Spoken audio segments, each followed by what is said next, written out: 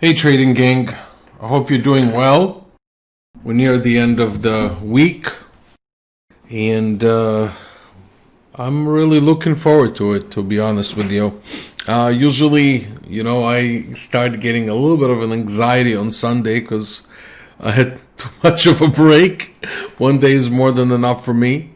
Some people probably prefer more, but I'm actually always, I'm enjoying my work and I'm enjoying helping people and I'm enjoying helping my staff and I'm surrounded by really good people at Optimus Futures, decent brokers, decent staff, and it makes my life much easier on a day-to-day as far as communicating and implementing things and moving forward. And the beauty of working in a futures trading brokerage is that it's a competitive space and you need to be very creative at times in terms of how to retain customers.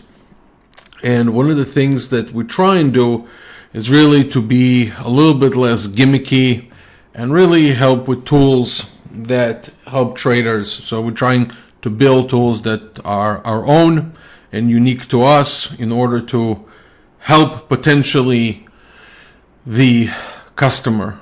I feel that the younger generation today, and I'm not saying it with criticism, I'm really not. It's just a fact. I should say everything I usually say on this podcast, it's my opinion, and this is also my opinion.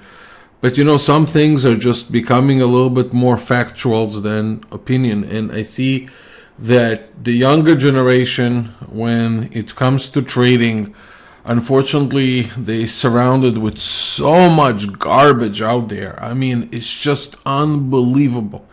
I mean, I listen to those, sometimes I'm on Google and I look at videos and I see, advertisements before the show starts. And then sometimes I get an email with some quotes from somebody from, on Twitter or on Reddit or in a forum. And it's just some of the things are just so untrue. And the sad part about it is that it's coming from people that are just either curious about trading, don't know much about trading, but many people read it and it sounds semi-intelligent and some people might take it as a truth. And I can't say that it frustrates me, but sometimes I just wish that people had really knew how to filter better the information that is out there about trading and get it from sources that are a little bit more reliable. So essentially, when I started out, there was no social media. You actually had to go buy a book, read through the book, highlight, a few things, and basically that's what stayed with you. But at the time, it was somebody had to make an effort to actually write a book to be recognized. So the content had to be good. Today, when people teach about trading, the content doesn't have to be great. It just has to be some sort of a collage of a number of ideas and basically it's just being thrown out there. And for the most part, that's what people want to hear, that it's really easy. And so, the commercials make it really easy. The advertisement makes it easy when it's not an easy field at all. So basically today's topic is to basically give you a little bit of a perspective, of how you should develop yourself as a trader. And somebody asked me one time, they said, well, what do I do day to day as a trader? Like what's my job? And I thought it was actually a very intelligent question, because what really is a job of a trader? Right? Well, if somebody wants to be full-time trading, and I said in previous videos that I said there's just nothing wrong with doing trading as part-time. I support it even more than being full-time, and especially when it comes to futures trading, that I advocate to trade with risk capital. And so it's good if you have income coming in and everything else, but I don't want to stop any dreams out there that people have, or inspiration. So the question is, if I'm becoming a full-time trader, what is my job? right? So I started thinking, how could I explain what is your job? I really had to pause because I didn't even know myself. What do you answer somebody that says, you know what do I do on a day-to-day basis as a trader? And so first thing you start thinking about is basically, well, what do other professions do? But the more I started looking into other professions, I realized, well, it's not exactly the same as trading. Of course, every profession would be different in one way, and there's always similarities, such as having a good work ethic, dedicating time and learning and everything else. But really, trading was just a little bit different. So I started thinking, how do I answer those kind of questions in the future a little bit more intelligently? And I was thinking to myself, okay, so let's assume that you want to be a trader, right? Not saying full-time, not saying part-time, just saying in general as a trader. And now you have to think about, well, what kind of practice you gotta have, or how do you develop yourself? Okay, so this is what I was thinking. Imagine you have 5 years down the road, right? So let's say 5 years down the road, where do you want to be? Like, the typical question that they ask you in interviews, where do you see yourself 5 years from now, right? When I went to job interviews and people asked me that question, I didn't always get the best reaction out of me, because I said, listen, I don't know what I'm going to do tomorrow. I don't know what's in 5 years. But I guess it's goal inspirations and things like that. But, the question is, okay, so if you're a trader, in 5 years from now, how is your life going to look like? Or what skills you should have? So I thought to myself of a hypothetical scenario. Listen to this. Just go with me on this one. Imagine in 5 years from now, you have a job interview, right?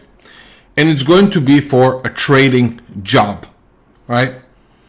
And you're going to sit there and somebody's going to interview you for a trading position. Let's assume it's a prop shop, real prop shop, real money. I'm not talking about those, right now there's a lot of those supposedly prop shops that you have to pay, prove yourself. I'm not talking about those. Real prop shops, it's a totally different story. But anyway, so essentially the idea is basically that somebody asks you a bunch of questions and you have to prove yourself and you have to be hired as a trader. But at this day and age, where everything is driven by artificial intelligence, you will have a lot of competition. So basically, just to give you an idea, artificial intelligence could replace translators. You could have a program that they teach some language and it spits it out. To some degree, it exists already on Google with Google Translate, right?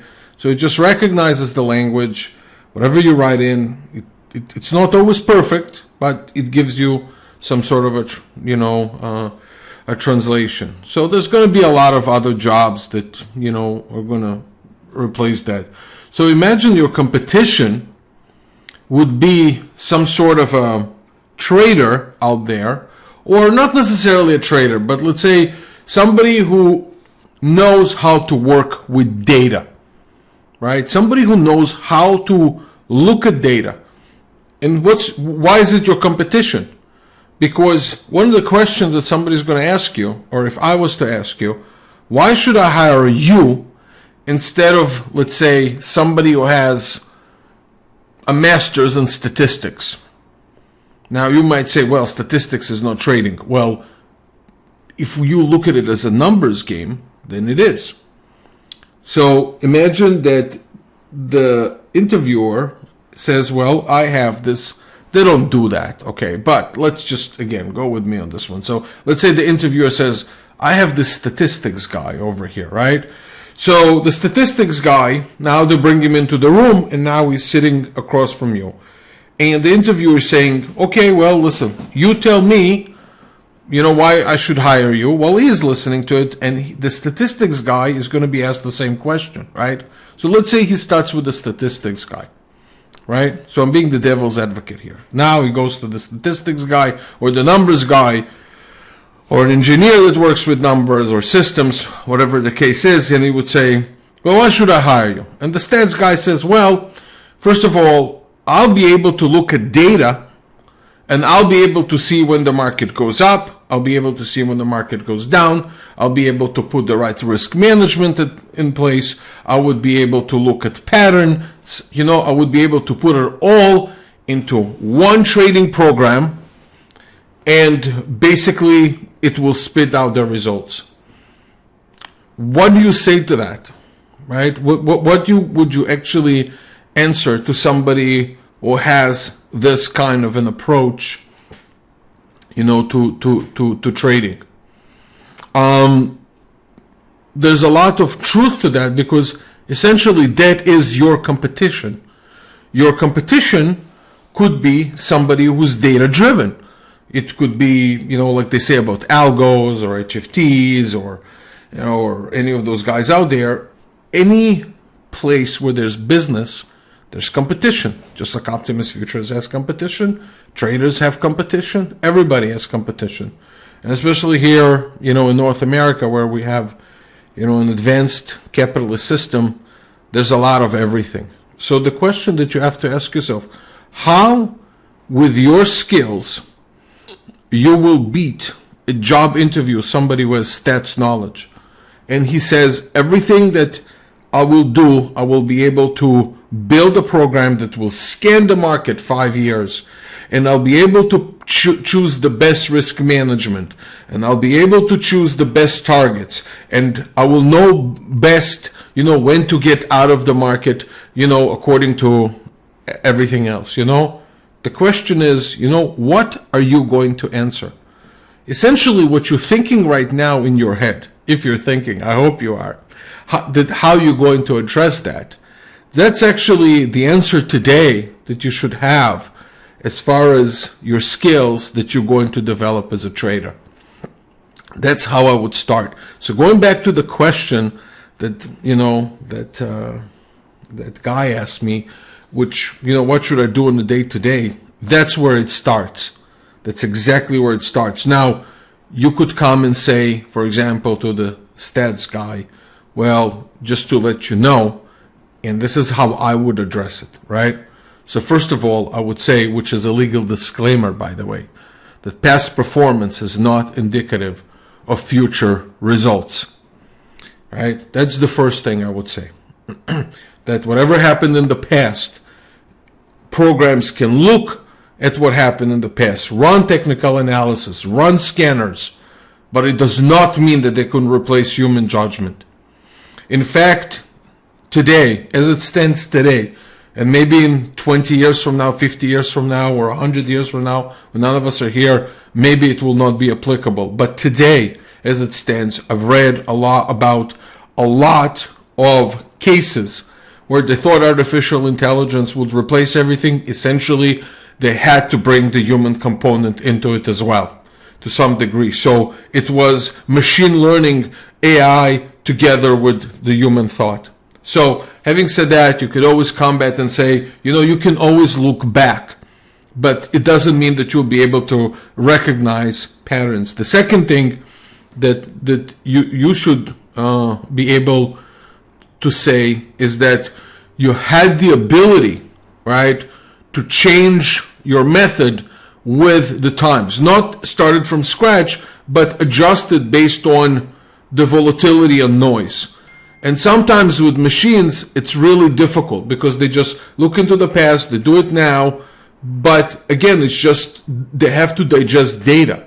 And all the data that they digest, could, you as a human, you might know what's more relevant and less relevant. Machines, it's very hard for them, right, to do that. So you could have a few days, for example, like we had with the coronavirus, that was just unprecedented volatility, and they might take that as an average, right, or something like that. They might not recognize anomalies.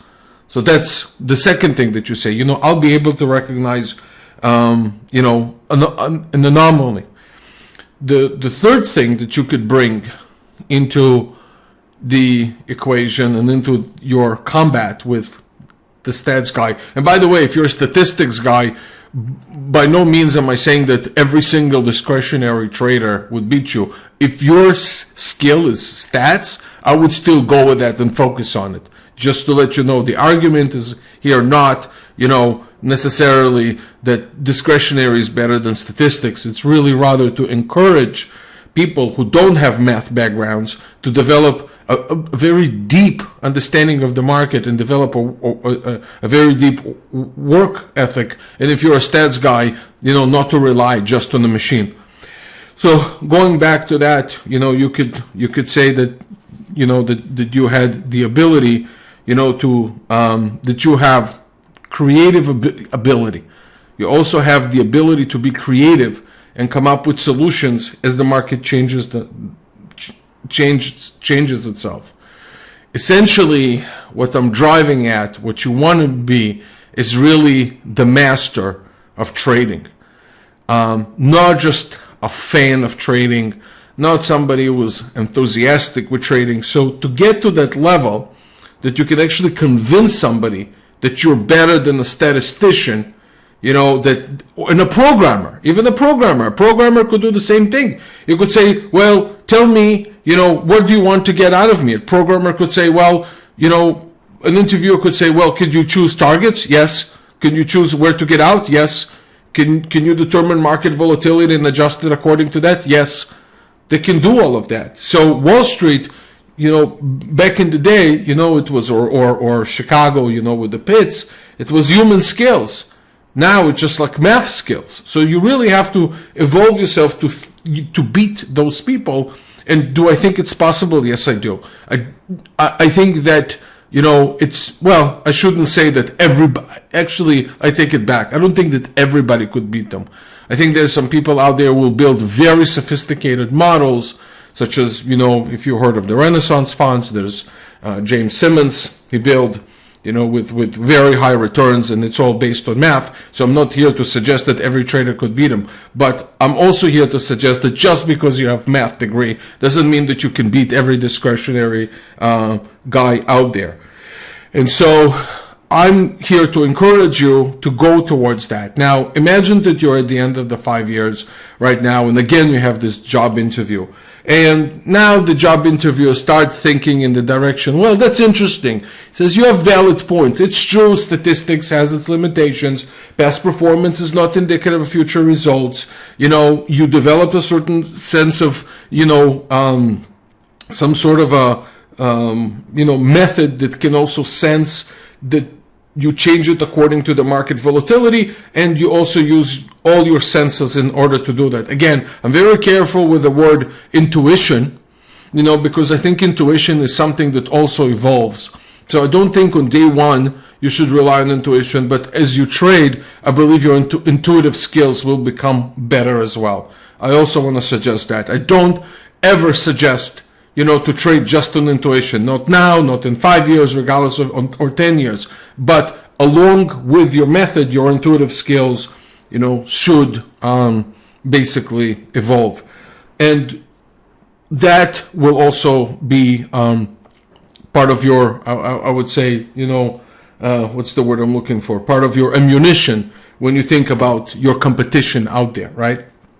So how do you get there? First of all, again, you got to have creative ability. You have to trade real money. You have to go through psychology of up and down, of having skin in the game. Again, I don't believe that paper trading could really take you in that direction. It could take you only so much. Doing this paper trading a year or two does not make does not make you better in the long run. So, there's a certain period that you should do it, but then move on to, if you can, and if you have the risk capital to do it. You have to be curious as a person. You have to have skills like a kid who is curious, who you give him, some sort of a toy, and he takes it apart, and it's out of curiosity because he wants to know how it works. He doesn't know how to put it together, but he wants to know, he's curious. It's like, what's inside? How does it work? So they take it apart, right? So you have to be very, very curious also along the way deciding, why does it happen?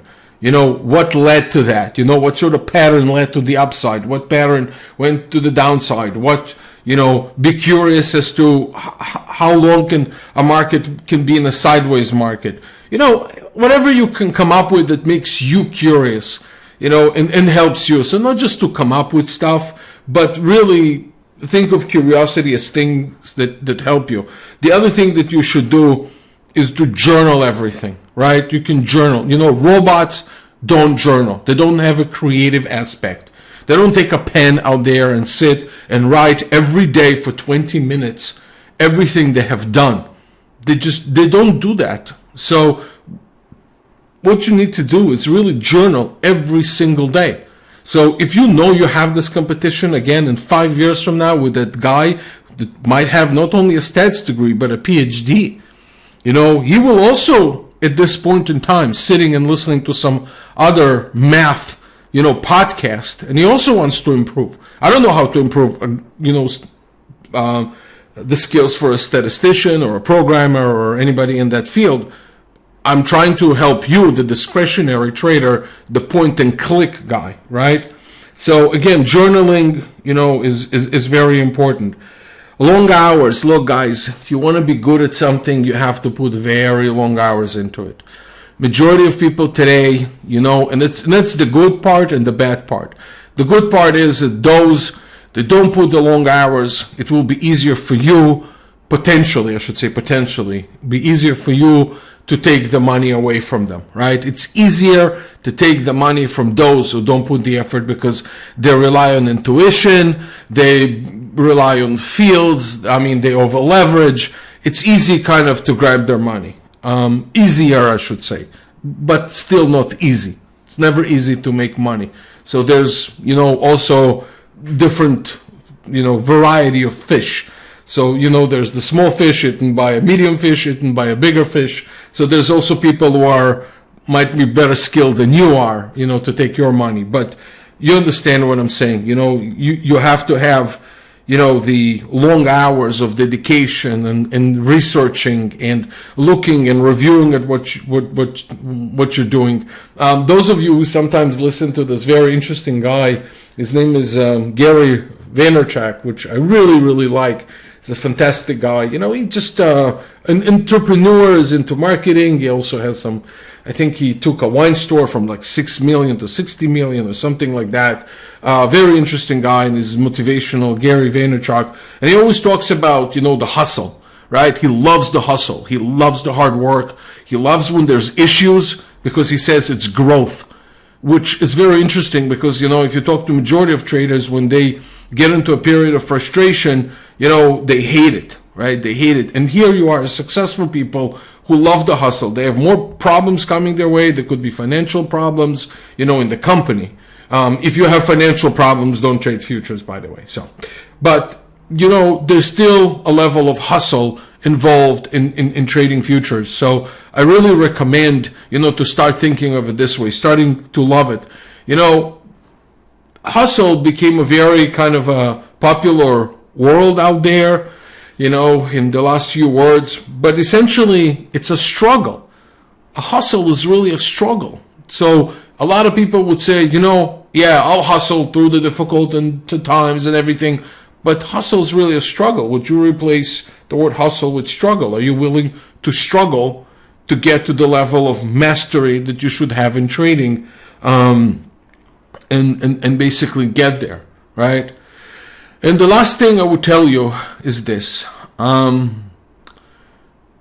If you are getting into trading just because you think it's easy money, this is the wrong field. You don't know it yet. And I know if you're in the beginning of the road, you're probably listening to this and you're thinking, this guy, he doesn't know. I know that I understand what it takes, and you don't. I'm going to tell you right now, if you're beginning of the road, you don't. People who love trading, love solving problems, right? They have really transformed their mind from the idea of making money as a primary source, but rather as a byproduct. If you want to make money in trading, it's a byproduct of a lot of long hours of learning, of curiosity, of what I mentioned before, journaling, developing the creative ability to interpret the market. And the last thing that it also has is consistent. What's the word? Is it consistent that I'm looking at? I don't know if it's consistent, but it's the constant. That's the word I'm looking for. The constant ability to fight boredom. Now, not only do I think that success is basically boring, because you get to repeat something that works over and over and over again, in business, and trading is a business, you might get into trading, into a habit of doing something well. And what happens to many traders, that they start to be creative. Some start the right way and they make money. And then along the way, they think they're artists and they start adding stuff on top of it because it became boring and they want to make it interesting. So you got to have the ability actually to chisel, a rock to a form and remove components, as opposed to the natural tendency of majority of traders to add components. So basically what you want to do is get to the point where you're making decisions that are right with not too many variables. Again, I can make a podcast about that in itself. So having said all of that, just to remind you, as I say many times, I'm not here to encourage anybody to be a trader, and I'm not here to discourage you either. And the one thing that I wanted to tell you, look, if I sound sometimes a little bit negative at times, I don't know if the word negative is the right one, but something that discourages you or you think that I'm negative, please understand it's all coming from a good place, really. I've know that money doesn't grow on trees. I wasn't born into a rich family. Everything that I earned in my life was with my own hands, and I do respect the value of money. And when I give you all those things and I give you all this advice, it's only because of good intentions. It's not because I want to discourage you. It's not because I think that the markets cannot be rewarding. And at the same time, I'm also a licensed broker. And as a licensed broker, I cannot sit here and hype markets. It's not legal and it's not ethical. So again, I'm trying to create an environment where we all operate in some sort of a balance and to give you the perspective of the good and the bad. And I always say, listen, every schmuck out there can live with the good. It's sometimes hard to live with the reality when the market is bad. So having said that, there's a substantial risk of loss in futures trading, and past performance is not indicative of future results. Having said everything about that, I also want to tell you, I would love to earn your business. If you're a trader, you see our focus is really helping traders. We're never going to push you to trade. You set up an account, we help you with the technology, you trade as frequently as you want, we help you as much as we can with the cost. So there's different platforms, there's different, feeds, there's different everything, but, there's a lot of ways to save. So we do our best to save you as much as we can. There are costs that we don't control, such as, exchange costs or data costs, but then again, maybe you might not need all the data. You might need level 1 instead of level 2, if you don't need the full depth of the market. So there's a lot of ways to go about it. One thing you can also try, and I hope you'll enjoy it, is our own platform, Optimus Flow. Optimus Flow, in my opinion, is a modern platform. It's a fast platform. It has good execution. You can organize it, in any way you want. It's driven, by a number of data feeds, and we can advise you which data feed to have directly to the exchange. We don't have anything that stops it in the middle, where we interfere in the trade or anything like that. Sometimes people ask me that, and sometimes I'm shocked, and I tell them, everything goes to the market. It's just direct market access. There's, we don't interfere. All the technologies we provide, it goes to the exchange. We don't intercept it. So some people ask me, well, does it go through your broker? No, it doesn't. It doesn't matter where I'm located. It could be, sitting in Europe right now, or it could be in the East Coast, in the South, in the North, in the West. It's always, the trading platforms have nothing to do with it. So Optimus Flow is a really good platform. I think you should try it out. It's on our page. If you go to www.optimusfutures.com, choose the platforms page, and you will see Optimus Flow over there, and we can help you with that. Other than that, if you have technical questions, go to community.optimusfutures.com, ask your question over there, and it could be a technical question about futures, it could be about the platforms, it could be about anything. Now, some of you have communicated with you recently through emails, and some of you have picked up the phone and called me. And one thing, sometimes you're very surprised, that I answer some questions. If people, write about certain things and their requests from our company to leave the form, I would answer it. Some of you are a little bit surprised at times, but let me tell you this. I work along with my team to help the customers every single day. So I don't take the role of somebody important. I take the role of somebody as equal to my teammates to help them with their efforts and to help you. The bottom line, you're the customer and you are our most important asset. We make our livelihoods because traders like you take risks every day in the marketplace, and we understand it and we respect it. So I wish you a phenomenal weekend, and I look forward to our next podcast next week. So all the best, and I look forward to our future communication. And again, reach out to us. It's www.optimusfutures.com. If you want to call us by phone, it's 1-800-771-6748. Local number is 561-367-8686. All the best. Have a relaxing weekend.